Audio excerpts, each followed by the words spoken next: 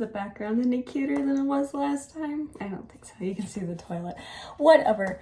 God, I'm just getting right into it. I'm just gonna film back-to-back videos, I guess. I don't know. I guess for this one, I just want to talk about one important thing that I have noticed that just really improves like everything I do, like when it comes to designing and stuff. And that is just really thinking about contrast. And you've probably seen videos around that are about like, what is your contrast level in your face to decide the best makeup for you? And there is really something to that. I guess it's not a background, but like painting and drawing is really my thing, and it always has been.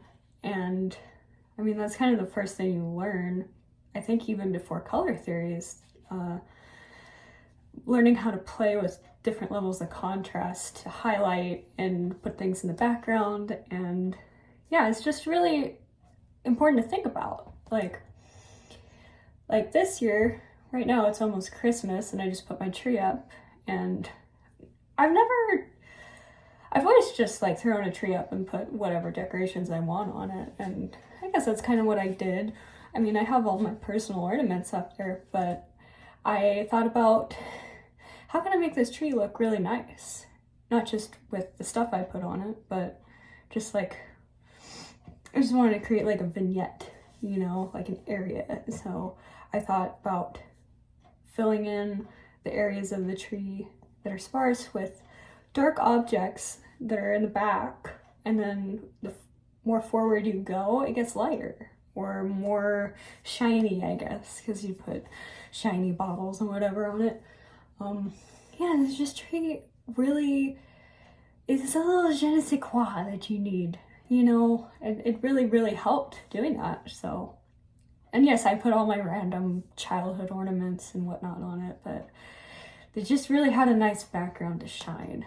And I kind of thought about that, and just, it's something that I kind of pace around the house, moving furniture around every day, like decorating and just thinking about how to improve things. And yeah, it's just wherever I can add a little bit of contrast, like with the darks and the lights, you just do a little bit of that and you'll really see an improvement with at least your interior designing. But same with clothes, you know, or makeup. I mean, I think the makeup's an obvious one because, I don't know, it's a trend now. It's really going around, which I appreciate. But just with clothing, I mean, okay, this is a side note, but color analysis really bugs me, because like, what, half of them are for people with low contrast? Sure, but you can choose what you want to highlight, you know, and if that's through clothes, you can wear dark pants. It seems silly, and I get like you want your best colors close to your face, but like, if your best colors are your natural coloring, then why do you wear makeup? Or why do you dye your hair, put your clothes on? And also, one fatal flaw I feel like with color analysis is they want you to peel your hair back and not show it. And like, you wear your hair, you can't hide it. Nobody's walking around bald unless you're bald. So like, what is that about? I don't know. It irks me. There's something wrong with that. It just doesn't make sense. But anyway, that was a huge tangent and rant. But I've been thinking about contrast. And to expound on that, I'm not just talking about like darks and lights, I'm talking about color. Like, if you have a color palette, the opposites on the color wheel, like red and green, you can add contrast by using like muted colors. If that's what range you're working in, like with your interior design or with your clothes or your makeup, if you're more muted, like for me, I'm not super high contrast, so I tend to use orange eyeshadow because my eyes are blue, and I just have always loved that, even though I might have like a cool toned neutralish skin and it isn't quite right for me. If I want to highlight my eyes, I'm gonna do that, and that's just a trick that I've always done, and a lot of people do, and nobody ever says it's bad, so you know, there must be something to that. Yeah, I don't know, but where was I going?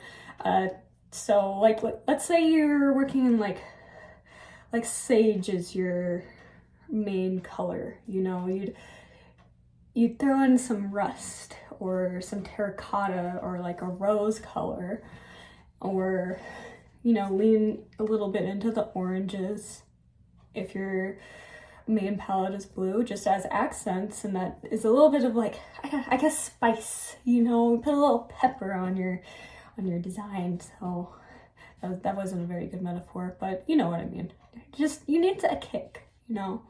If you have a lot of warm toned woods in your house, people say add chrome, and there's something to that. I never do that. God, I'm not gonna have a chrome lamp. That's ridiculous. I'm brass through and through, but you know, in small ways, it makes sense. But, and the same with material, you know, if you have a lot of matte surfaces, like God, I can't think, like, if you have like concrete, adding shiny elements like shiny metals is really going to add a layer of depth that you wouldn't have otherwise if you just stayed all on the same flat plane. So yeah, and that's just something I learned by learning about interior design, by using a mix of different materials and elements to create something. But I think that applies to art, and it also applies to fashion and makeup. So, you know, yeah, that's all I really have to say about that. It's, well, not really. I could do like a 30-minute video about this, but I don't think I'm prepared to do something like that. So this is what you get. But that's my idea about this. So that's kind of what I was alluding to in my first video, of how I think there's like a thread through all of these kinds of personal style areas that you could explore. So yeah. Anyway, I talked too long.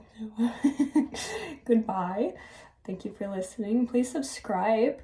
I'm gonna be really on about it.